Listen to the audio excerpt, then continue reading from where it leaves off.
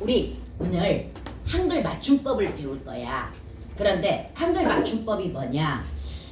실제로 문법이라고 하는 것과는 약간 차이가 있습니다. 문법은 반드시 지켜야 되는 규정이야. 그런데 이 한글 맞춤법이라고 하는 건 어문 규정이라고 해가지고 우리가 되도록이면 지켜야 되는 4가지 규정이 있습니다. 첫 번째가 한글 맞춤법 규정이라고 하는 것이 있고요. 그 다음 두 번째가 표준 발음 규정이라고 하는 것이 있어. 그런데 표준 발음 규정은 여기에서 배우지 않아. 왜냐? 음운 변동을 너무 많이 배워놨기 때문이야. 음운 변동이 곧 표준 발음 규정이라고 생각하면 됩니다. 이해갑니까? 그 다음 세 번째가 외래어 표기 규정이라고 하는 겁니다.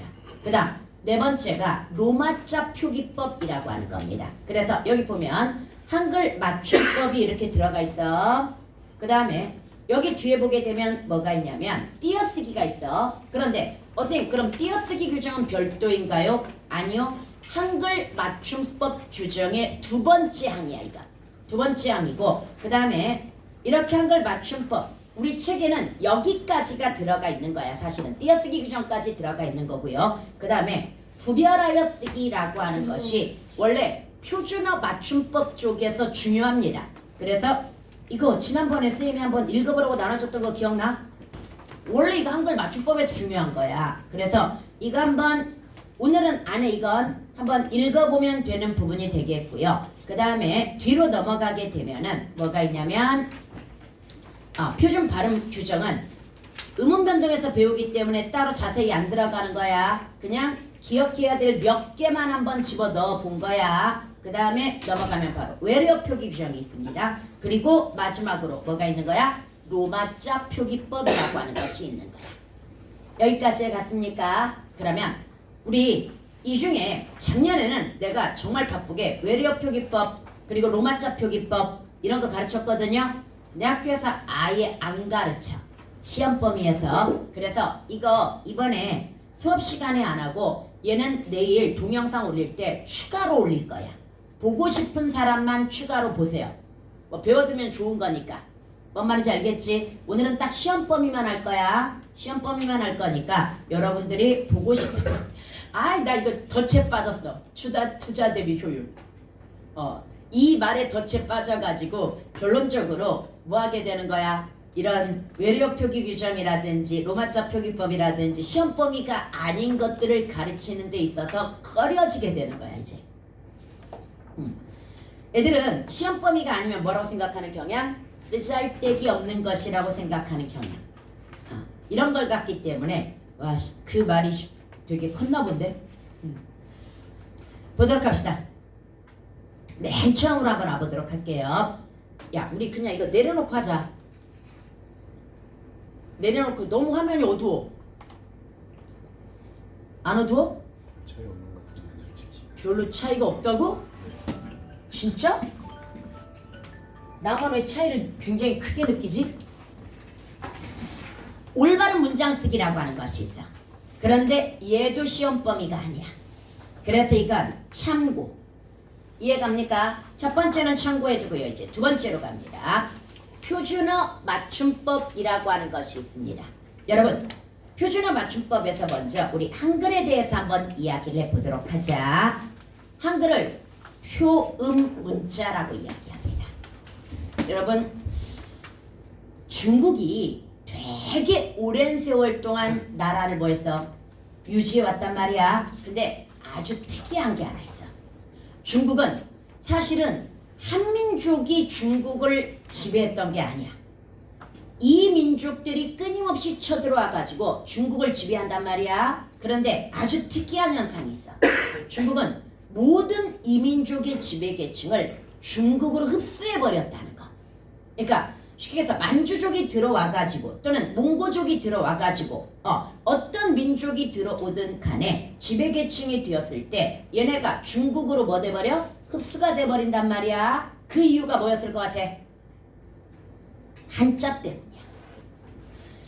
중국의 수많은 백성들을 다스리기 위해서는 필연적으로 뭘 배울 수밖에 없는 거야? 필수적으로 한자를 지배계층들이 배울 수밖에 없는 거야. 그런데 이 문자라고 하는 거에는 바로 어떤 가치관이나 문화나 뭐 이런 것들이 배어 있기 때문에 결국 이민족들이 그 한자를 배우고 사용하면서 중국 문화에 뭐 돼버리는 거야? 동화되어 버리는 거야. 흡수되어 버리는 거야. 그래서 그렇게 오랜 세월이 흐르고 엄청나게 많은 이민족들이 지배를 했음에도 불구하고 결국 중국이 하나의 중국으로서 지금까지 나라가 유지되는 이유 중에 하나가 한자라고 이야기합니다. 그런데 너네 그거 아니? 중국은 한자 때문에 망할 거라는 거. 왜? 이 한자가 뭐에 맞지 않아? AI 시대에 맞지 않아. 심지어 요즘 중국 젊은이들은 한자를 못 써. 대학 교육까지 받았는데도 불구하고 한자를 못 써. 왜 그럴까? 간체자를 해서 간체자도 못 써. 간체자도 없어요. 그건 많아서 없어요. 아니요. 요즘은 자판 시대야. 자판으로 찍는 거잖아. 자판으로 찍기 때문에 너네 자판으로 솔직히 찍는다고 해가지고 너네가 연필로 못 쓰는 거 아니잖아. 연필로 한 걸 다 쓰잖아. 근데 걔네들은 너네도 생각해봐. 한자를 딱 보면 이거 무슨 글자다는 건 알아? 근데 써보라고 하면 못 써? 못 써. 직접 써가지고 공부하는 게 아니라 그냥 뭐 하는 거야? 찍어서 찾는 그런 수준이기 때문에 실제로 굉장히 복잡한 획을 가지고 있잖아. 복잡한 획을 가지고 있고 종류도 되게 많잖아. 그러다 보니까 요즘 젊은이들은 대학을 졸업하고도 한자를 못 쓰는 경향이 나타나고 있다라고 하는 거. 그리고 AI 시대에 정말 한자가 맞지 않다는 거. 굉장히 여러 경로를 거쳐가지고 AI에 접근해야 된다는 거. 그래서 굉장히 힘들다는 거지. 그럼 반대로 우리 민족이 엄청나게 외침을 당했음에도 불구하고 야 대부분 나라들이 중국으로 뭐 되었어? 동화되었잖아. 근데 우리는 우리 민족 고유의 문화를 그대로 유지하고 있잖아 지금. 뭐 때문이야? 한글 때문인 거야. 언어 또는 문자라고 하는 건 굉장히 그래서 중요합니다.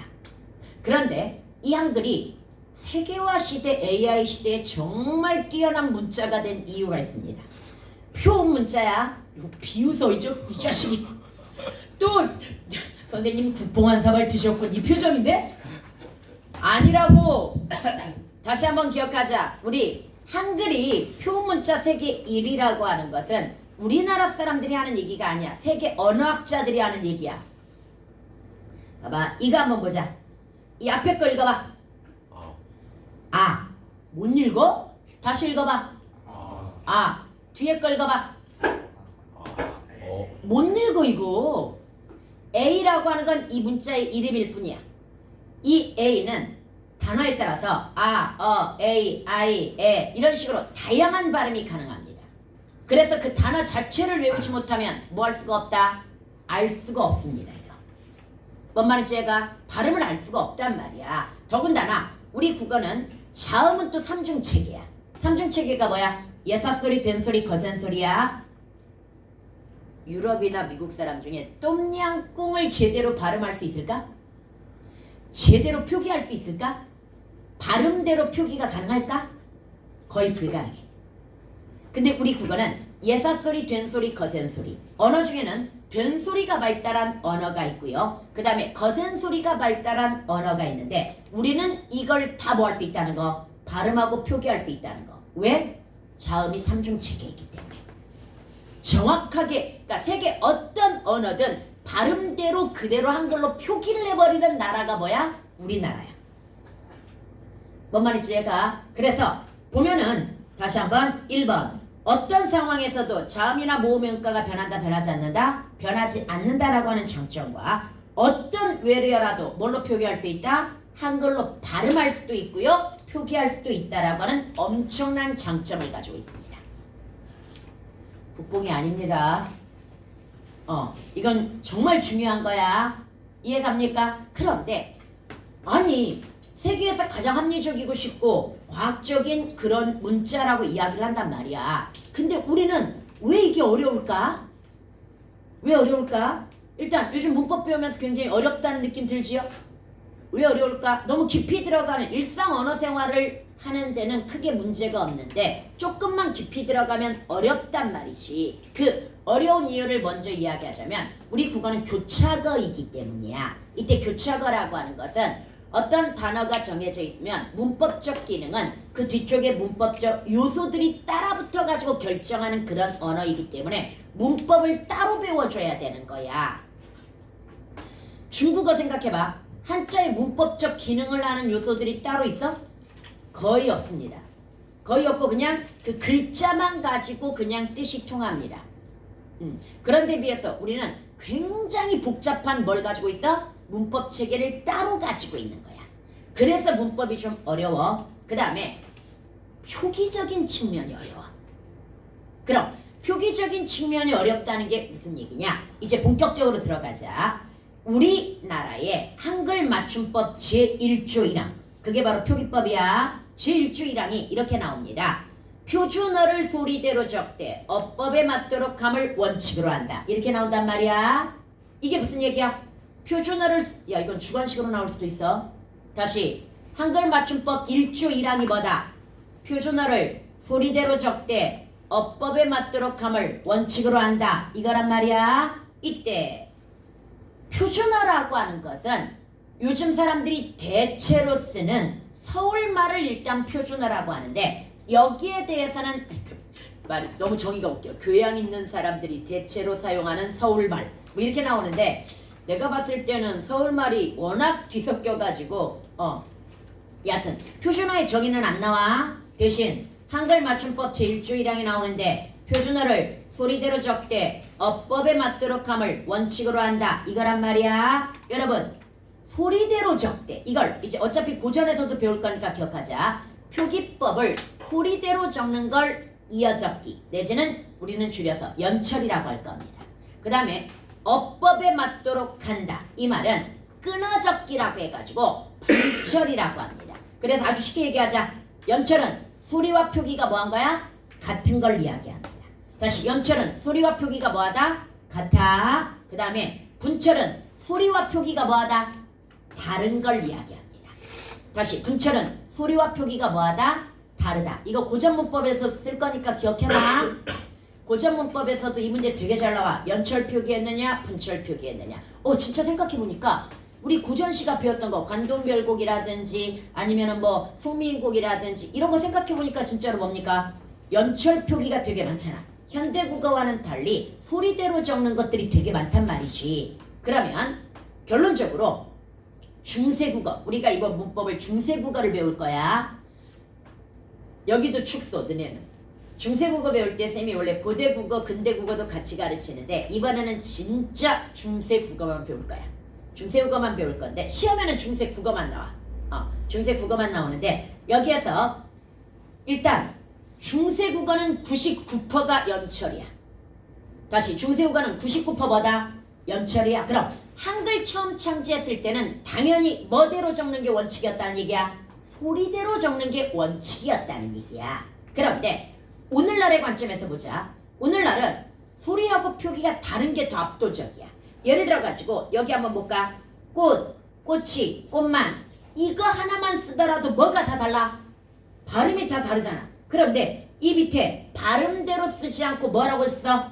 위에 걸로 쓴단 말이지. 옛날 같으면 다 뭐라고 썼겠어? 밑에 걸로 썼을 거란 말이야. 다시, 중세국어면 다 뭐라고 썼다? 밑에 걸로 썼을 거란 말이지. 근데 현대국어는 다 위에 걸로 쓰고 있단 말이야. 그럼 분철이 뭐 되었다고 이야기할 수 있다? 확대되었다고 볼 수 있는 거야. 거나 가운데로 와. 얼굴이 안 보여. 다시, 분철이 뭐 되었다? 확대되었다. 그런데 솔직히 이것 때문에 우리 고통받잖아. 표기하고 발음이 다르다 보니까 너네가 한글 맞춤법을 틀리는 거잖아. 뭔 말인지 이해가? 학생들이 가장 문자 보낼 때 실수하는 것 중에 하나가 선생님 내일 갈게요 라고 쓰는 경우가 되게 많아. 내일 갈게요. 솔직히 얘기해보자. 저는 그거 안 틀려요. 뵐게요, 들을 걸, 걸이 아니라 거리라고 써야 된단 말이야. 안 틀려요. 손 들어봐. 와, 여기가 또 수준이 낮은데? 어제반은 반절 정도가 안 틀린다고 손을 들었거든? 이런 봐, 많이 틀리잖아. 근데 그게 너네들의 잘못이 아니라 발음과 뭐가 다른다는 거의 문제점이야. 표기가 다르기 때문이야. 그러면 언어학의 대전제의 위배가 되는 거야 이거. 언어학의 대전제 중에 하나가 언어는 쉬운 방향으로 변화해야 되는 법이야. 다시 언어는 어떤 방향으로 변화한다? 쉬운 방향으로 변한단 말이야. 그런데 봐봐, 너네 디디아디어디오디오디 티타티어티어티오티 무부푸푸 스즈치 얘네들이 왜 지자저저 주제 치차초초 주체 아니면은 또 무부푸푸 이렇게 변해? 발음들이 다 어려우니까 쉬운 방향으로 가야 된단 말이야. 지금 아리아가 왜 사라져? 발음이 어려우니까. 비읍승 경험이 왜 사라져? 발음하기가 힘드니까. 다시 모든 언어의 변화 방향은 뭐다? 간이화 현상이라고 해가지고 쉬운 방향으로 언어는 변하는 법이란 말이야. 그런데 왜 우리가 생각하기에 표기법은 어려운 방향으로 변했을까에 대해서 생각을 해야 돼. 최근에 드라마를 보는데 이런 말이 나왔어. 어디 써놨을 텐데. 아, 오늘 힘들다. 갑자기 여자 주인공이 그것도 고윤정이야. 고윤정이 남주한테 갑자기 나도 안고 싶다 이러는 거야. 근데 문제는 이 둘 사이가 뭐였냐면 고윤정이 이 남주를 짝사랑하면서 한번 고백을 했다가 채였단 말이지 지금. 근데 하필이면 얘네가 둘 다 의사야. 슬기로운 무슨 뭐 생활에서 나왔던 거야. 근데 하필이면 늦게 끝나가지고 버스를 타기 위해서 버스 정류장에서 두 명이 기다리고 있었단 말이야. 그런데 저쪽에 보니까 남자 여자가 연인인가 봐. 서로 껴안고 버스를 기다리고 있는 모습을 딱 보는데 그 순간 누가 고윤정이 나도 안고 싶다 이랬단 말이야. 그러니까 남자가 갑자기 엄청 당황하면서 지금 여기서 그래도 뭐 이러는 거야. 그러면서 굉장히 이 남자도 사실 속으로는 좋아하지만 자기가 펠로우다 보니까 상사다 보니까 왜 저희 병원에서 불편한 관계를 가질까봐 거절을 했던 거란 말이야 지금. 근데 얘가 굉장히 당황해가지고 그래도 그건 좀 이러면서 고윤정을 봤는데 없는 거야. 근데 고윤정은 갑자기 저쪽에서 여기 자리 났어요 빨리 와요 이러는 거야. 그럼 안고 싶다가 무슨 말이었어? 나도 자리에 앉고 싶다, 의자에 앉고 싶다, 너무 다리 아프고 피곤하다 이 뜻이었던 거야. 저쪽에서 지금 부둥켜 안고 있는 애들을 보면서 앉고 싶다가 아니라 바로 옆에 뭐가 의자를 보면서 얘는 앉고 싶다였어. 뭔 말인지 얘가. 그런데 지금 남자는 뭐라고 알아들은 거야? 허그에 앉고 싶다로 알아들은 거야. 왜? 발음이 같으니까. 허그에 앉다와 자리에 앉다의 앉다가 발음이 같다 보니 뭐 한 거야 지금? 착각을 한 거지. 그런데 만약에 이걸 문자로 보냈다고 생각을 해봐. 나 앉고 싶어 이랬다고 한다면 이걸 오해할 리가 있어 없어? 없는 거야. 그럼 이 두 가지 사례를 보자. 지금 발음으로만 했을 때는 뭐가 생겼어? 의사소통에 문제가 생겼단 말이지. 그런데 표기로 들어가면 의사소통에 문제가 생겨 안 생겨? 안 생겨. 의미를 정확하게 알 수 있다는 얘기야. 이제 설명해봐. 이거 문제 나와. 왜 연철 표기 위주에서 분철이 확대되었을까? 결론. 그렇지. 의미를 이해하기 쉬운 방향으로 언어는 바뀐 거야. 뭔 말인지 얘가 의미를 이해하기 쉬운 방향으로. 그게 다시 의사소통을 원활하게 하기 위해서인 거야. 최근에 어디에선가 신세계 회장이 정용진이야. 정용진인데 좀 극우 성향을 띠는 그런 회장이란 말이지. 그래서 SNS에다가 좀 유치한 그런 것들을 잘 올려가지고 조금 비난을 받는 경우가 많았어. 근데 그 중에 하나가 뭐였냐면 이런 저기를 올린 적이 있더라. 나도 처음 봤는데 김치찌개. 이 개가 아이야 어이야? 아이야. 표준어가. 그런데 김치찌개의 개는 아이지만 나는 지금부터 어이라고 쓰겠다. 이 개이놈들아 뭐 이런 식으로 해가지고 축에서 퀴어 축제 뭐야 뭐 반대 의미로서 약간 조롱하는 그런 의미로 그걸 올린 것 같아. 그런데 거기에다가 한 평론가가 뭐라고 했는 줄 알아? 아니 어떻게 이렇게 유치한 발상을 할 수 있을까? 김치찌개를 자기 마음대로 어이라고 쓰는 게 과연 회장 머리에서 나올 법한 그런 발상이냐 이거야. 왜냐? 김치찌개의 개가 아이라고 하는 건 그냥 뭐야? 약속이야. 언어라고 하는 건 사회적 약속이고 언어는 원활한 의사소통을 위해서 쓰는 거기 때문에 의사소통하고자 언어를 이용하는 거라면 당연히 한글 맞춤법에 맞춰주는 거야. 근데 자기가 마음에 안 든다고 해가지고 나는 지금부터 어이라고 쓰겠다는 건 나는 그럼 정용진 이름이 마음에 안 드니까 지금부터 정병진이라고 부르겠다. 이거하고 똑같은 발상이다. 왜 갑자기 이야기했을까? 한글 맞춤법을 잘 지켜야 되는 이유, 표준 발음 규정을 잘 지켜야 되는 이유가 뭐 때문이야? 원활한 의사소통 때문이야 얘들아. 뭔 말인지 알겠지? 원활한 의사소통. 이거 다른 말로 의미를 잘 이해해야 될 거 아니야. 너네 봐봐. 어떤 문제가 발생하는 줄 알아? 국어에서 나중에 3학년 때 지금 정말 열받는 거. 너네 자꾸 왜 마더텅을 선택하는 거야 책을? 이번에 2학년 문법도 마더텅을 선택해놨단 말이야. 근데 그 마더텅이 로비를 잘하나? 사실은 책이 너네 미니 모의고사 봐서 알잖아. 너무 유치한 수준의 그런 지문과 문제들. 요즘과는 너무 동떨어진. 문법도 그래. 너무 그 약간 중딩스러운 문법이라고 할까?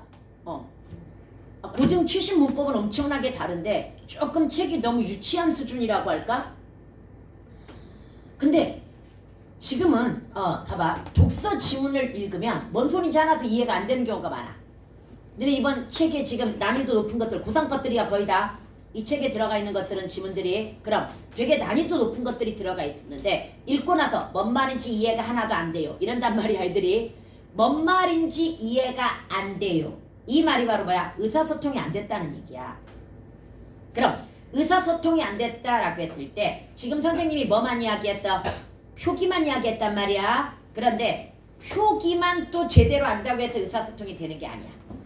우리 글자는 표문자이기 때문에 소리 글자야. 그럼 뜻은 따로 배워야 된다는 결론이야. 다시 뜻은 뭐 해야 된다? 따로 배워야 된다는 결론인데 그럼 선생님 우리 지금 나오는 모든 단어를 찾아가지고 영어 단어 외듯이 달달달달 외워야 됩니까? 또 이렇게 물어볼 수 있어. 그래야지.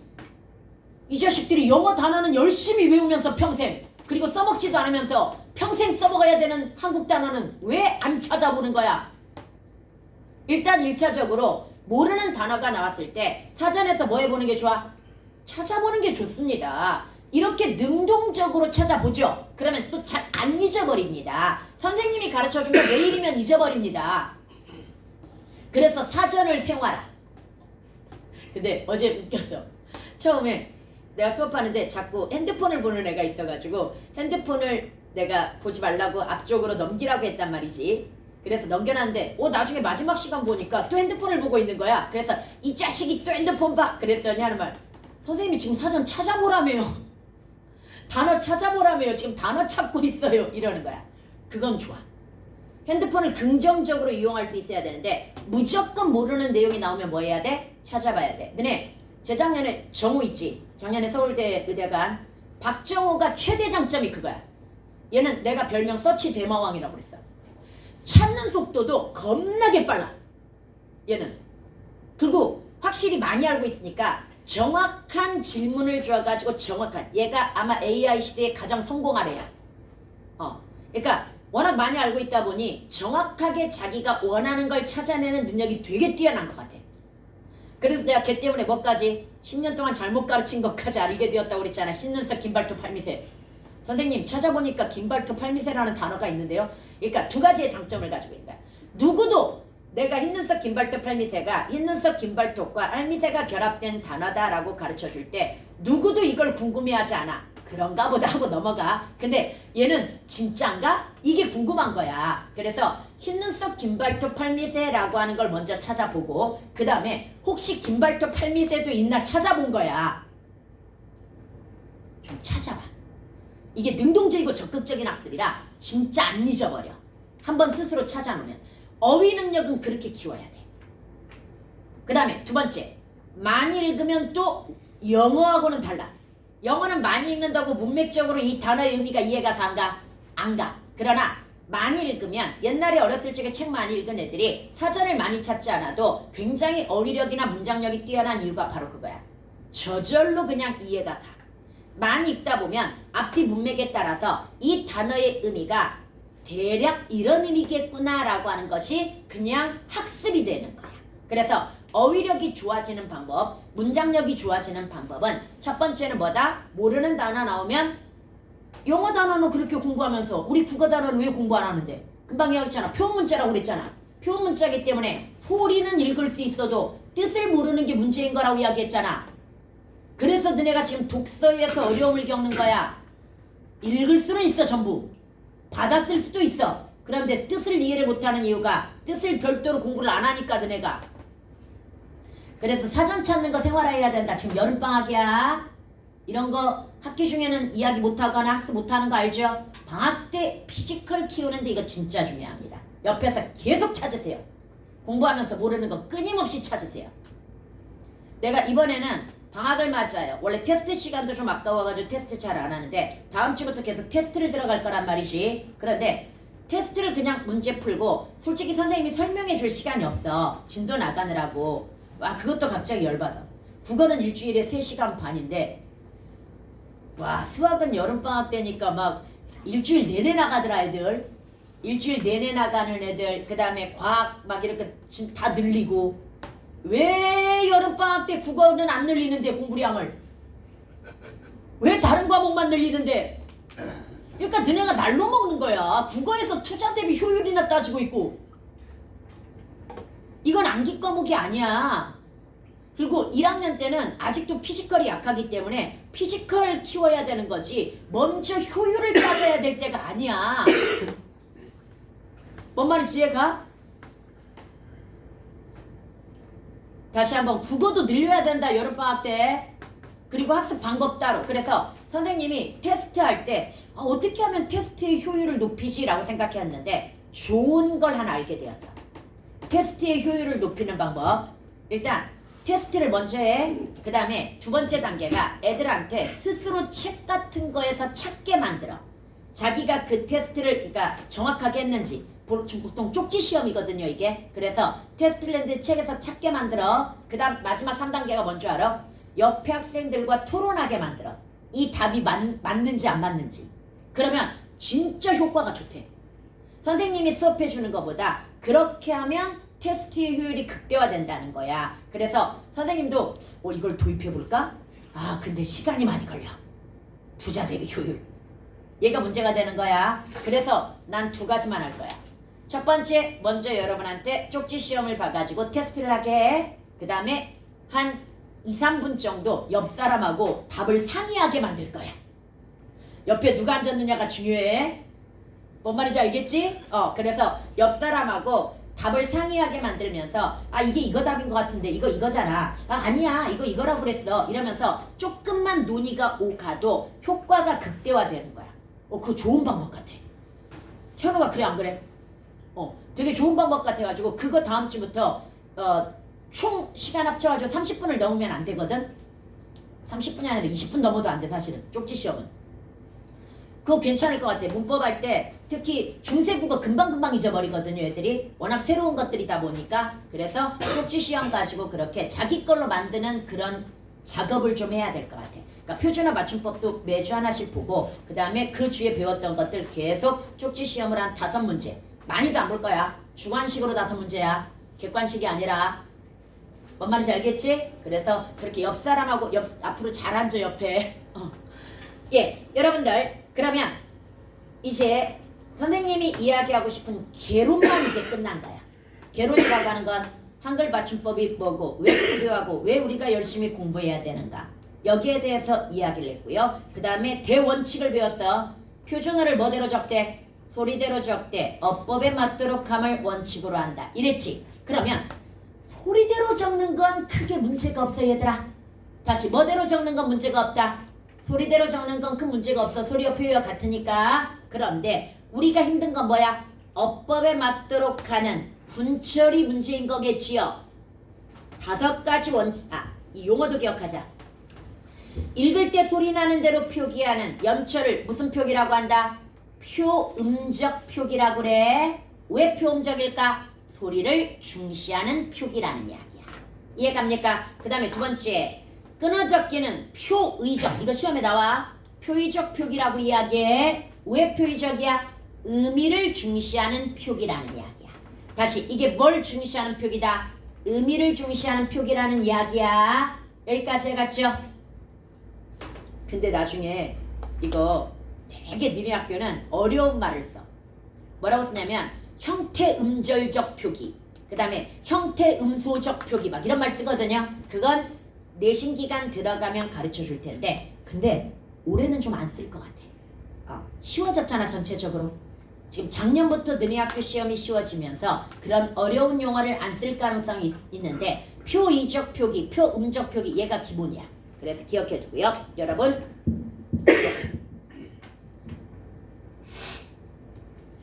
이거 보자. 어법에 맞도록 함을 원칙으로 한다. 그 원칙을 알아야 될 거 아니야. 그래서 5가지 원칙이야. 분철 표기의 5가지 대원칙을 먼저 이야기를 해보도록 하자. 첫 번째, 조사를, 이거 있잖아. 2학기 때 가면 학교 선생님들이나 또는 학원 선생님들이 아예 한글 맞춤법, 그 표준 한글 맞춤법 있잖아. 그 개정안이라고 해가지고 문서가 한 50페이지짜리가 있어. 이걸 나눠줘. 읽으라고. 물론 그걸 읽으면 그래서 다 외우면 좋겠지. 제일 좋겠지. 그런데 문제는 걔네들은 열거식에다가 별로 중요하지 않은 것들에다가 너무 예시가 많이 들어가 있어. 선생님이 이번에 오래간만에 그걸 읽었거든. 근데 너무 많다 보니까 그걸 너희들이 읽기에는 부담스러운 양이고, 그 다음 짤데기 없는 것도 되게 많아. 너네들이 그걸 읽으면서 중요한 것과 중요하지 않는 것, 시험에 잘 나오는 것과 잘 나오지 않는 거 구분할 수 있어? 없단 말이지. 그래서 일단 1차적으로 뭐야? 핵심적인 걸 여기에다 뽑아 놓은 거야. 그리고 시험에 되게 잘 나오는 걸 원칙화 시켜가지고 먼저 정리를 했고, 대신 이번에 추가한 건 이거야. 그래도 예문을 많이 봐야 될 것 같아 애들이. 그래서 그 한글 맞춤법 개정안에서 예문들 중에서 이거 읽어놓으면 좋을 것 같아 라는 것만 이렇게 쌤이 덧붙여준 거야. 뭔 말인지 알겠죠? 그래서 여러분들이 이걸 조금씩 더 읽어줘야 됩니다. 선생님이 이걸 다 읽어주진 않아. 그러면 보자. 조사를 분리해가지고 적어야 됩니다. 다시, 조사를 뭐 해야 된다? 분리. 조사 분철이라는 얘기야. 그래서 여기처럼 아래 걸로 안 적고 뭘로 적는다? 위에 걸로 적습니다. 오케이. 그 다음에 여러분들 두 번째는 어미를 분리해가지고 적습니다. 어미를 분철하고요. 그 다음에 세 번째, 이 접사가 문제야. 이 접사는 생산성이 높은 건 분리하여 적고, 생산성이 낮으면 뭐한다? 연철한다. 이거란 말이야. 얘가 문제야. 야, 우리가 생산성이 높은 접사가 뭔지 알아? 몰라? 모른단 말이지. 그러면 얘를 언제 분철하고 언제 연철해야 될지 알아? 몰라? 모른단 말이지? 근데 그거 아니? 너네 이거 알고 있어. 생산성이 높은 접사 알고 있어 너네. 선생님이 접사할 때 맨날 외우라고 하는 거 있지? 걔네가 생산성이 높은 접사야. 명사파생 접사 외워봐. 미음, 기, 이. 기억나지? 부사파생 접사. 이, 히. 그 다음에 피파접. 이히리, 기. 그 다음에 사파접. 이리기, 우구추. 용파접. 답, 스럽, 롭. 이런 것들 있지요. 물론 하다 되다 시키다도 있지만 답, 스럽, 롭도 반드시 외우라고 이야기했잖아. 얘네가 유명한 애들이야. 얘네 무조건 다 뭐 해야 된다? 분철해야 됩니다. 그래서 봐봐. 너네 이거 한번 볼까? 오뚜기 식품에서는 발음대로 뭐라고 그래? 오뚜기라고 한단 말이야. 그러나 표준어는 이겁니다. 오뚜이거든요. 왜 오뚜기는 분철일까요? 네, 이가 명사파생 접사잖아. 일찍이 본 적이 없다 해서 일찍 플러스 이거든요. 왜? 부사파생 접사잖아. 뭔 말인지 얘가? 죽음. 왜 죽음이 아니라 뭐야? 죽음이야. 역시 뭐 명사파생 접사잖아. 뭔 말인지 이해가죠? 얘네가 유명한 접사야. 그런데 봐봐 밑에 보자. 막다 플러스 애가 뭐라고 나와? 마게. 그 다음에 맞다 플러스 우가 뭐라고 나와? 마주. 얘네들은 뭐 한 걸로 보여져? 연철한 걸로 보여지지요. 그러면 에와 은은 생산성이 뭐한 접사구나. 낮은 접사라고 하는 걸 알겠지요. 그럼 이거 외워야 됩니까? 아니요. 여러분들의 수준을 알고 있기 때문에 절대로 어떤 게 생산성이 높고 어떤 게 생산성이 낮은지 묻는 문제가 나오지 않습니다. 대신 거꾸로 나옵니다. 그냥 표기를 먼저 주는 거야. 오뚜기, 막에, 마주를 먼저 준 다음에 원래 오뚜기에다가 명사파 생접사 이가 결합된 거고 막에는 막대에다가 역시 명사파 생접사죠. 최종 명사가 되었으니까 그럼 밑에 거 우는 무슨 접사야? 그렇지, 부파접이지. 부사잖아. 마주보다 할 때 그 마주야. 이해갑니까? 그래서 용어도 이렇게 만드는 거야. 다 외울 수 없는 거야. 그냥 이렇게 만들면 되는 거고요. 그럼 마주라고 하는 얘네들은 거꾸로 나와. 연철한 걸로 봐서 생산성이 낮은 접사겠군. 이렇게 나왔을 때 이 말이 맞는지 틀리는지만 보면 돼. 뭔 말인지 알겠죠? 오케이. 다시. 생산성이 높은 접사는 분철하고 생산성이 낮은 접사는 뭐한다? 연철한다고 이야기했는데 그걸 외울 필요는 없어. 이 원칙을 이해하고 있는지에 대한 문제가 나오는 거야. 여기까지 갔습니까? 그 다음에 네 번째. 이게 우리를 힘들게 하는 거야. 음운 변동으로 분리하여 설명 가능한 것은 분철한다. 이 말이 무슨 말이냐면 여러분 국물 발음하고 표기 같아 달라? 달라. 그런데 이거 뭘로 설명 가능해? 비음화로 설명 가능하잖아. 이해갑니까? 비음화로 설명 가능하기 때문에 얘네들은 표기에 반영하지 않는 거야. 너네 이거 봐봐. 법석, 갈게. 법석 뭘로 설명 가능해? 받침 그드브 뒤에서 된소리 된다. 이걸로 설명 가능하고요. 갈게 뭘로 설명 가능해? 리을로 시작하는 어미 뒤에서 된소리 되는 거야. 이해갑니까? 그래서 음운 변동 중에 표기에 반영하는 세 개가 있어. 뭐가 있을까? 그렇지, 탈락 종류야. 탈락 종류 중에서 으탈락이라고 하는 것과 동음탈락이라고 하는 것과 리을탈락 있죠? 얘네만 어디에 반영할 수 있다? 표기에 반영할 수 있어. 담그다를 어를 붙여봐. 담가 으 자신 납세야지. 네. 얘 지금 뭐라고 했는 줄 알아? 아니요. 담그다를 아와 결합하면 담궈 이렇게 발음했어. 이게 잘못된 거라고. 이거 표준화 맞춤법에 나와. 이건 나와. 다시 표준화 맞춤법에 다시 한번 치르다 뭐? 치러. 담그다 담가. 잠그다 잠가. 들르다 들러. 얘는 진짜 많이 나와. 왜? 얘는 표기에 반영되는 거기 때문에 한글 맞춤법 쪽에서 나와. 시우야. 한글 맞춤법에서 나오는 거야. 뭔 말인지 얘가 왜 나온다? 표기에 반영이 되기 때문에 나오는 거다. 그럼 뭐도 나올까? 리을탈락도 그래서 나오는 거야. 다시 리을탈락도 표기에 반영되다 보니까 이걸 맞춤법을 알고 있는지 묻는 문제가 거기서 나오는 거야. 시오청가도 마찬가지야. 사이소리 현상에서 나오는 게 아니라 시오청가도 뭐에 관련된 문제야? 표기에 관련된 거기 때문에 이쪽 한글 맞춤법에서 나오는 거야. 지금 쌤이 이야기한 으탈락, 그 다음에 리을탈락, 시오청가는 모두 어느 쪽이다? 한글 맞춤법에서 시험에 나오는 겁니다. 음운변동에서 나오는 거 아니야 걔네들. 오케이? 그래서 조심해야 되고요. 그 다음에 여러분들 다섯 번째가 아주 유용합니다. 기본형의 뜻에서 멀어지지 않았다면 분철. 기본형에서 멀어졌거나 원형이 없으면 뭐다? 연철. 다시 기본형의 뜻에서 멀어지지 않았다면 뭐다? 분철. 기본형의 뜻에서 멀어졌거나 원형이 없으면 뭐다? 연철. 이게 무슨 얘기냐?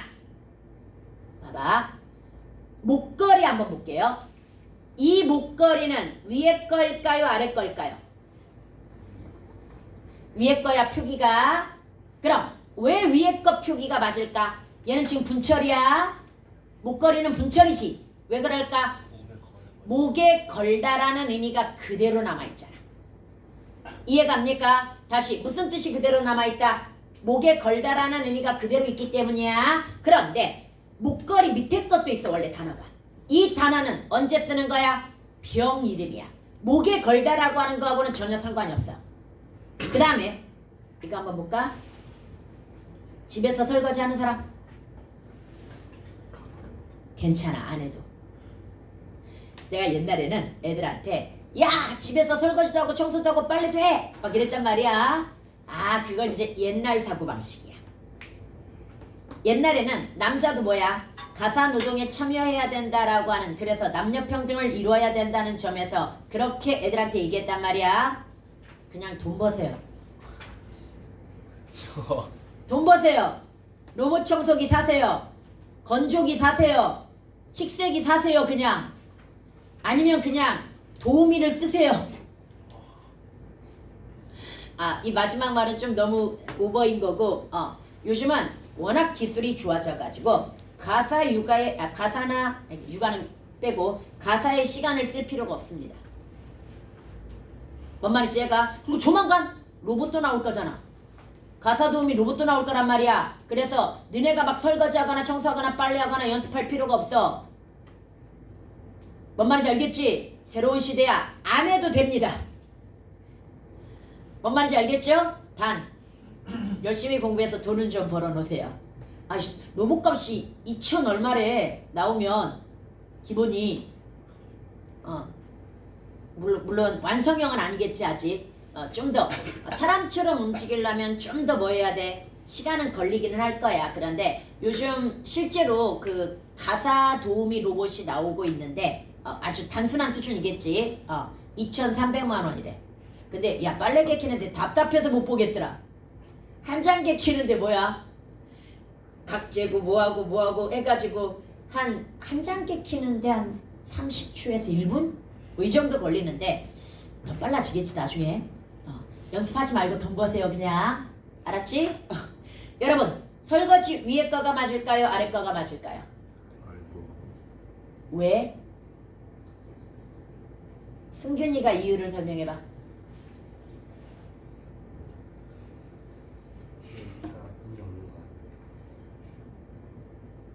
봐봐. 설거지 위에 걸로 쓰려면 분철을 했지. 분철하는 목적이 뭐야? 의미를 이해하기 위해서란 말이야. 글자를 보고. 그러려면 어떤 단어가 있어야 돼? 설걷다라는 단어가 있어야 돼. 그리고 거기에다 명사파 생잡사 이가 붙었다는 전제란 말이야. 그런데 설걷다라는 단어 들어봤어 안 들어봤어? 안 들어봤죠? 얘는 아예 원형이 없는 겁니다. 그럼 굳이 원형이 없는 걸 뭐 하려고 어렵겠어? 쉽게 소리대로 쓰면 되는 거야. 뭔 말인지 이해 가죠? 그냥 쉽게 쓰면 되는 거야. 그래서 아래 거가 맞습니다. 아래 거 동그라미 쳐놓으세요. 얘는 뭐가 맞는다? 아래 거가 맞아. 기본형이 없기 때문에. 그 다음에 여러분 봐봐 여기도 보자. 넘어와 넘어라고 하는 게 있습니다. 둘 다 발음이 같죠? 넘어와 넘어. 이때 산 너머에 누가 살지? 위에 거 아래 거? 위에 거야. 산을 넘어갔다는 얘기가 아니잖아. 건너라는 의미입니다. 그런데 담을 넘어 들어온 도둑 위에 거 아래 거?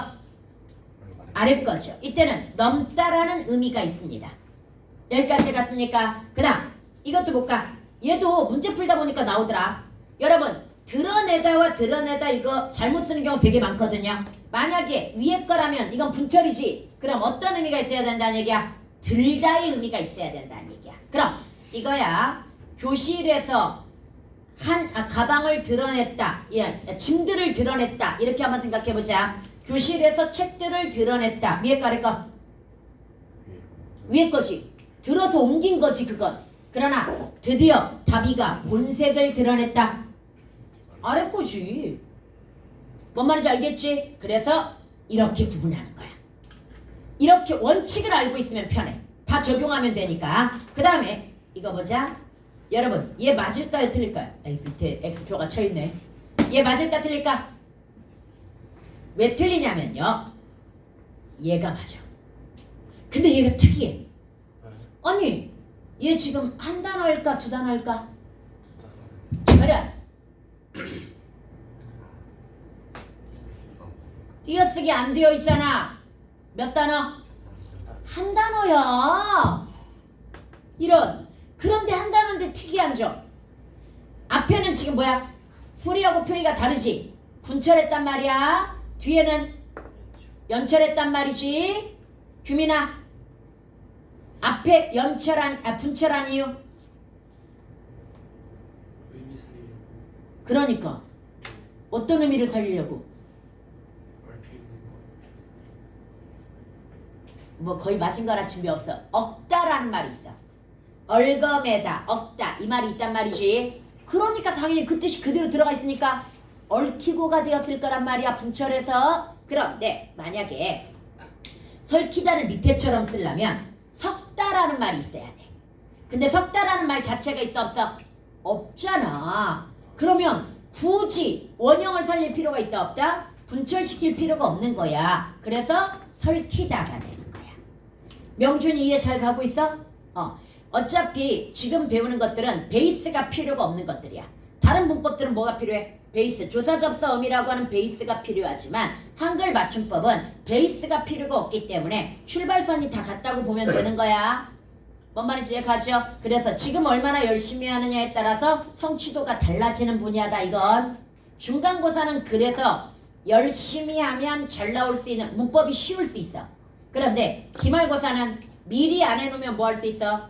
또 미리 안 해놓는다가 그냥 고전문법만 얘기하는 게 아니야. 뭘 배워놔야 돼? 현대문법에서 고전문법은 조사접사 어미가 50% 이상이야. 시험 범위 중에 조사접사 어미가 몇 % 이상이다? 50% 이상인데 현대국어의 조사접사 어미를 잘 모르면 되게 어려워. 현대국어의 명사형 전성 어미가 뭐가 있어? 미음, 기가 있지.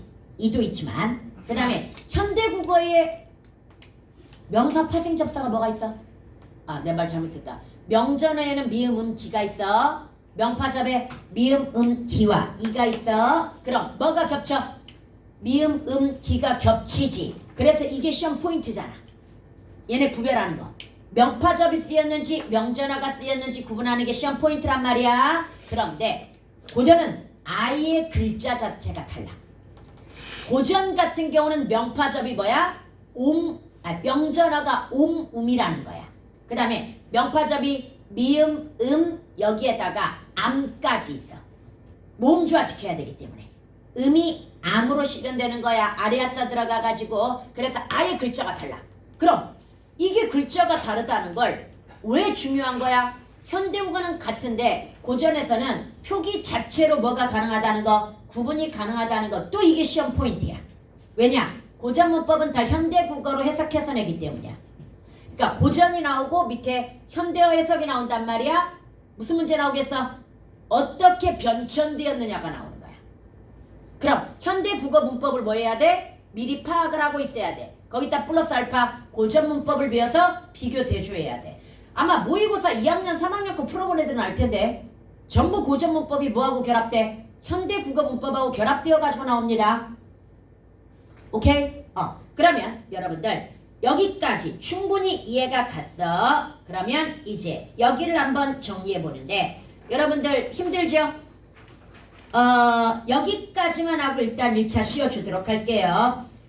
먼저 첫 번째 봅니다. 현대국어의 표기 원칙은 원래 기본형의 의미와 가까운 건 분철, 원래 의미에서 멀어졌거나 기본형이 존재하지 않으면 뭐다? 연철, 소리대로 적는다. 이렇게 다시 한번 정리해 봤고요. 여기서 얘 몇 개만 기억하자. 이따가를 생각해보자. 이따가가 뒤에 걸로 쓰였다는 건 기본형이 뭐라는 얘기야? 있다라는 뜻이야. 그럼 생각해보자. 집에 온 김에 며칠 있다가 가라. 앞에 거 뒤에 거? 뒤에 거지. 있다가 머무르다잖아. 너 있다가 나 좀 봐. 앞에 거지. 이건 잠시 뒤에라는 말이야. 머무르다의 의미가 아니야 이건. 이해갑니까? 너 머물렀다 나 좀 봐. 이게 아니잖아. 잠시 뒤에 나 좀 봐. 이 말이 되는 거야. 이해갑니까? 그 다음에 여러분들 이 밑에 일찍이나 오뚜기의 이들이 분철되는 이유가 뭐 때문이다? 생산성이 높은 접사이기 때문이라고 이야기했고요. 그 다음 넙죽 한번 볼까요? 여러분 넓적하다의 받침이 리을 비읍인 이유 넓다의 의미가 그대로 살아남아 있잖아. 넓적하다는 넓다의 의미란 말이지 기본형의 의미가 그대로 살아있으니까 뭐야? 리을 비읍이지. 그러나 넙죽은 넓다의 의미와 관계 야야야야야야 졸면 안 돼. 넓다의 의미와 관계가 있어 없어? 없습니다. 펜 들어 펜. 이거 지금 밑에 연필로 써놓은 거 전부 다 써야 되는 거 알지? 이 자식들이 미안해. 내가 오늘 왜 실수를 했을까? 아이펜슬을 안 가져와가지고 원래는 이 써놓은 것들은 지우고 다시 써줘야 되는데 지금 지우지를 못하는 거야. 다시 실증도 마찬가지야. 왜 리얼 히읗이야? 싫어하다의 의미가 그대로 남아있잖아. 싫어하는 증세. 뭔 말인지 가죠? 그러니까 실증인 거야. 그리고 이제 여기 볼까요? 어떻든 어쨌든 아무튼 여하튼 하여튼이라고 하는 게 있습니다. 다시 어떻든 어쨌든 아무튼 여하튼 하여튼이라고 하는 것이 있어. 여기에서 어떻든 어쨌든은 분철한 거 보이지요? 그런데 아무튼 여하튼 하여튼은 소리대로 쓴 거 보이지요? 얘네가 복수 표준어야. 같은 말이야 얘네가. 그런데 어떤 건 연철하고 어떤 건 뭐했어? 분철했죠? 이유 설명해봐. 어떻든 어쨌든은 기본형이 있어. 어떠하다, 어떻다라고 하는 게 있고요. 어쨌든은 어쨌다, 어찌했다라고 하는 기본형이 있어. 얘도 잘 나와. 어쨌든 쌍시옷 받침이야. 다시 어쨌든이 뭐다? 쌍시옷 받침인 이유가 뭐의 줄임말이기 때문이야? 어찌했든의 줄임말이기 때문이야. 이해갑니까? 그래서 얘네는 기본형의 의미가 그대로 살아있습니다. 여기까지 갔습니까? 기본형의 의미가 그대로 살아있는 데 비해서 아무튼, 여하튼, 하여튼 얘네들은 뭐가 없는 거야? 아묻다, 하였다 이런 말 있어 없어? 없어. 선생님 하였다 있지 않아요? 그 하였다 쌍시옷 하였다가 아니야 이건. 티읕이 분리되면 뭘로 분리돼? 히읗과 디귿으로 분리가 되기 때문에 받침이 뭐가 되어야 된다는 결론이야? 하였. 히읗 받침이 되어야 된다는 결론이거든요. 그런데 이런 게 있다 없다? 이런 게 존재하지 않아. 근데 아무튼 아무렇든의 줄임말로 불렀는데 그러면 아무렇든의 히읗 받침 그건데 뭐라고 보여줄말? 아무튼이 아무렇든의 줄임말. 아무렇든의 줄임말이라고? 네 그러면 아무렇다라는 말이 있어? 그러네요. 아무렇다라는 말이 없잖아. 아무렇지 있죠. 않다 뭐 이런 식으로 있잖아요. 아무렇지 않다. 네 그러면 아무렇다가 있는 거. 아무렇지 않다. 아무렇다. 아무렇지 않다. 아무렇지가 또 뭐의 줄임말이지 그럼? 줄임말은 분석하기가 되게 힘들거든요. 그 이따 쉬는 시간에 한번 찾아보자. 그 다음에 여러분들 리을 뒤에 예사소리 아까 쌤이들이 많이 틀리는 거 있잖아. 따라하세요. 개걸새, 개걸새, 깨걸새. 쓸 때는 개걸새야. 리을로 시작하는 어미 뒤는 된소리가 가능하기 때문에 개걸새야. 그치만 발음은 뭐야? 된소리 되기 위해서 깨걸새야. 그래서 밑에 거 한번 볼까요? 선생님이 이건 사실은 발음도 발음이지만 얘네가 모두 어미 하나라고 하는 걸 보여주기 위해서 가져온 거야. 어디 갈 거나 어찌 할 거나 이런 거 있잖아. 할 거나 그 다음에 할 걸, 할게, 할세, 할세라, 할수록, 할지, 할지니라, 할지라도, 할지언정. 발음은 다 이거야. 다시 발음은 뭐다? 얘 발음 표시해버리면 얘네가 발음인 거야 지금. 그러나 얘네는 리을로 시작하는 어미 뒤에서 뭐가 된다? 된소리가 되는 음운 변동이기 때문에 쓰는 건 이 앞에 걸로 써야 된다. 그리고 얘네 다 뭐다? 어미라고 하는 것도 기억해두세요. 눈에 익혀두세요. 원래는 앞에 거 3개만 가르쳤는데 이번에 한글 맞춤법 개정안 보니까 이거 예문 들어가 있길래 한번 가져와 본 거야. 오케이. 따라합니다. 개걸새, 깨걸새 2개 구분해가지고 그 다음에 대신 이거야. 할까 할거 할소냐 같은 의문형은 원래 된소리입니다. 다시 할꼬 할까 할소냐 얘네는 뭐다? 원래 된소리야. 근데 나머지는 된소리 되기에 적용을 받기 때문에 된소리로 쓸 필요가 없는 겁니다. 여기까지 갔죠? 야 하나만 더 해놓자. 두 번째 할 게 너무 많으니까 이거 하나만. 와 별표 얘 3개짜리야. 그 다음에 이쪽이 별표 5개짜리야. 그런데 여기는 거의 별표 3개 이상이야. 왜? 야 선생님이 쉬운 거 놓겠니? 여기 원칙으로 둔 건 다 뭐다? 어렵고 시험에 잘 나오는 거, 헷갈리는 거 이거야. 그래서 이 정도가 별표 하나야. 개걸세 정도가 별표 하나고 나머지는 다 별표 3개 이상짜리들입니다. 그래서 별표 3개짜리 하나만 더 배우고 쉬도록 하자. 그래야 시간이 적당하게 분배가 될 것 같아. 여러분 생각하건대를 줄여봐. 건데. 어? 건데. 생각건대라고 생각하는 사람 손. 생각컨대라고 생각하는 사람 손. 선생님 내가 봐요. 그럼 무심하지야, 아니, 무심지야, 무심치야. 무심. 지야 치야. 깨끗지야 깨끗치야. 깨끗이 하는 교실. 깨끗지 않은 교실. 깨끗이. 지야 치야. 지. 헷갈리지? 그래서 이제 원칙을 배워야 돼. 얘가 특이한 게 뭐냐면 이 두 개가 비슷한 형태 같아. 생각하건대나 청하건대나 비슷할 것 같아. 그런데 생각하건대는 뭐가 맞다는 거 줄이면 생각건대가 맞고요. 그런데 그럼 이 원리로 따지면 청건대여야 하잖아. 근데 청건대가 아니라 얘는 뭐가 맞아? 청건대가 맞아. 그럼 두 개를 비교해보자. 얘들아 생각하건대에서 생각건대로 줄었다는 건 하가 탈락했다는 얘기지. 여기까지 갔습니까? 하가 탈락했다는 얘기고요. 청하건대가 청컨대로 갔다는 건 뭐 했다는 결론이야? 추격. 하고 기억이 축약되었다는 결론이야. 이해갑니까? 그럼 이제 문법은 나왔어. 얘를 줄일 때 탈락시키는 경우가 있고 뭐 하는 경우가 있다? 축약시키는 경우가 있단 말이지. 그럼 이제 원칙만 배우면 되겠죠. 조건. 언제 축약, 언제 탈락. 이것만 배우면 돼. 제발 일반적인 상식, 발음 가져오면 안 됩니다. 얘는 시험이야. 원칙을 알고 있는가를 묻는 거야. 일상생활에서 틀렸다고 세고랑 안 차. 뭔 말인지 얘가? 우리는 지금 원칙을 배워야 되는 거고 원칙을 배워서 알았으면 되도록이면 원칙대로 써야 되는 거고. 오케이? 그럼 여기에서 보자. 얘들아 봐봐. 이거부터 갈게요.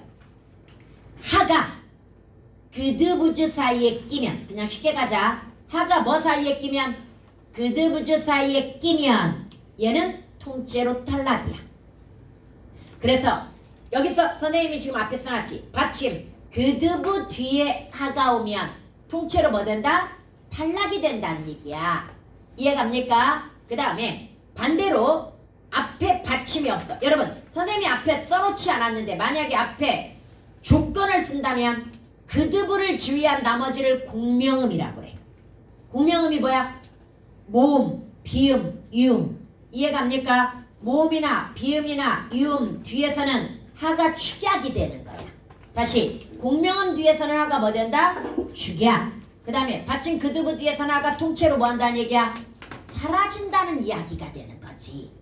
여기까지 갔습니까? 그러면 이 밑에 걸로 한번 볼까요? 간편하게 줄여봐.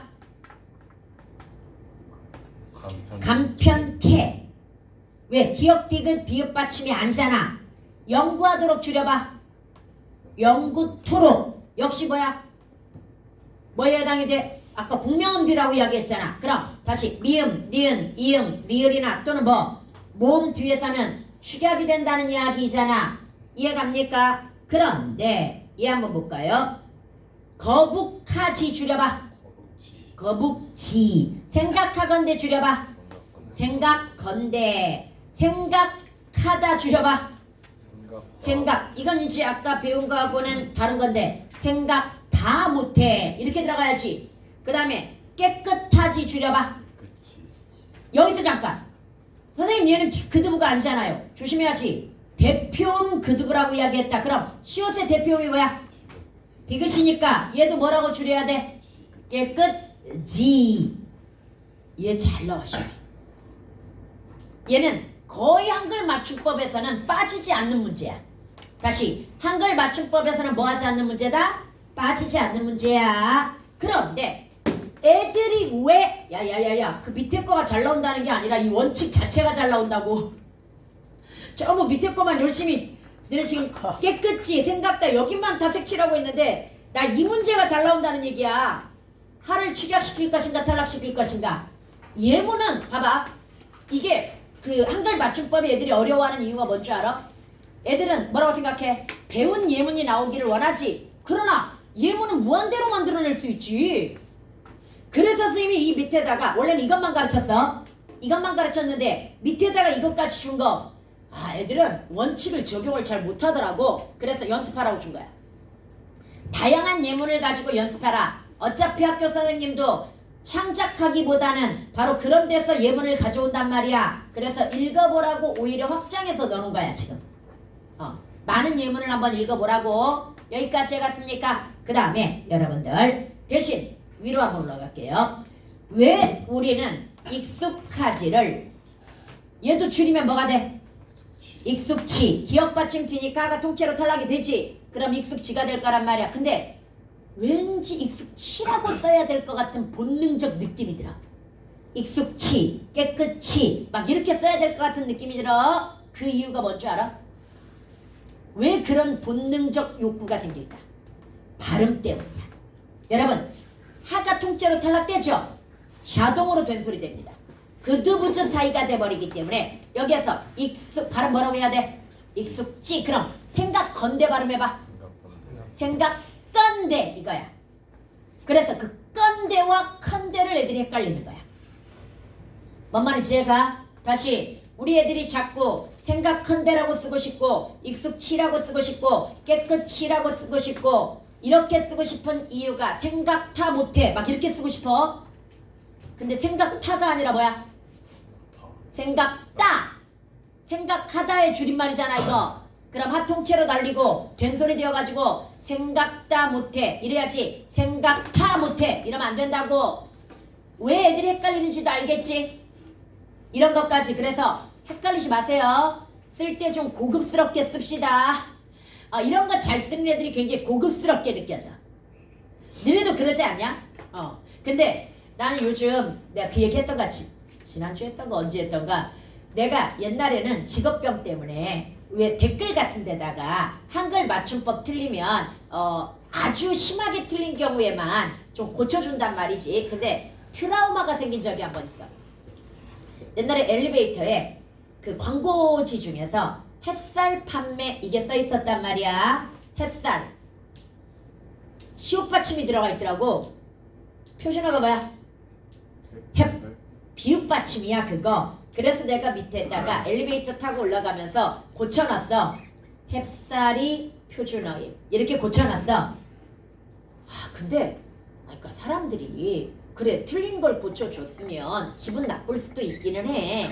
그렇지만 틀렸구나 이게 옳은 표현이구나. 왜? 엘리베이터는 애들도 많이 타고 왔다 갔다 사람들 많이 보는 거잖아. 그것도 하필이면 헤드라인이었어. 그냥 내용이 틀렸으면 내버려 두는데 헤드라인에 아주 큰 글자로 햇살 판매 이렇게 써 있었단 말이지. 그래가지고 내가 밑에다가 아침 햇살 때문이었나 그거? 아침 햇살이라는 음료가 있었거든 옛날에. 근데 그거 아니야. 그래서 고쳐놨는데 그 밑에 댓글이 뭐였는 줄 알아? 너 잘났다. 이런 댓글이었어. 그 다음 요즘은 왜 유튜브 같은 데나 SNS에 댓글 달면서 그런 지적하지? 그럼 바로 튀어나와. 지적질, 지적충. 몰라서 틀렸겠냐, 실수할 수도 있지 막 이런 거 있잖아. 바로 공격 들어와. 그래서 못 고쳐주겠어. 잘 쓰자 우리. 고급스럽게. 알았지? 우리는 K신 귀족들이야. 알지? 이런 거 하나라도 잘 쓰는 차이. 야 너네 우리나라에 이것만 마무리하고 쉬어줄 건데 우리나라에 2세기경부터 4세기에 걸쳐서 한자가 들어오죠. 한자가 들어온 이유가 뭔지 알아? 기록의 필요성 때문이기도 하지만 지배계층의 하나의 전략이야. 그들만 쓸 수 있는 언어가 있다는 거. 문자가 있다는 거. 그래서 선생님이 사실은 한 20년 전, 10년 전 이때까지만 해도 그때는 또 뭐라고 했냐면 얘들아 영어가 지금은 신귀족을 형성해. 왜? 영어를 잘하는 사람이 뭐야? 상류 쪽을 차지하는 그런 분위기였잖아. 상류 계층 쪽이 되면은 뭐 해야 돼? 영어를 되게 잘해야 되는 그런 분위기였잖아. 머리는 텅텅 비어도 영어만 잘하면 막 떠받들어 주던 그런 시대가 있었잖아. 뭔 말인지 이해가? 근데 지금은 아니야. 어차피 다 번역해줘. 그래서 나는 뭘 꿈꾸고 있냐면 그 옛날에 SF 영화 보면 외계인들과 지구인들 그리고 지구인도 어느 나라 사람이든 간에 다 그냥 의사소통을 합니다. 자기 말로 언어가 다 다른데 근데 저게 어떻게 가능하지? 꿈에서나 가능한 거지라고 생각했는데 요즘은 그게 가능해졌어. 일단 1차적으로 뭐야? 핸드폰 있지? 핸드폰에 전화 걸 때 이 기술 이미 나와 있어. 핸드폰에 전화 걸 때 설정만 먼저 하면 돼. 상대방은 영어고 그 다음에 나는 국어야. 그러면 나는 핸드폰으로 뭐 하면 돼? 영어로 말하면 자동으로 한국어로 말하면 자동으로 영어로 전달이 되고요. 상대방이 영어로 이야기하면 나한테는 자동으로 한국어로 번역되어 가지고 전달이 됩니다. 핸드폰 통화에서. 그거 벌써 나와 있어. 지금 실용화야. 실용화 되었고요. 이거 조금만 더 발전하면 칩으로 만들면 돼. 우리 여기다 칩을 넣기는 좀 그렇고 만약에 여기 목뒤 같은데 귀 밑 같은데다가 뭐야 조그만 칩을 넣는다고 생각해봐. 그럼 그 칩을 이용해서 어떤 언어든 번역해가지고 나한테 들어오는 거야. 뭔 말인지 제가 그리고 내가 말하면 상대방도 그 칩을 가지고 있다면 어떤 언어로도 번역되어가지고 상대방에게 전달되는 그런 시대가 되었기 때문에 이제 영어는 더 이상 상류계층의 특권이 아닙니다. 다시 언어나 문자가 이제는 더 이상 힘을 갖지 못합니다. 그러나 아직까지는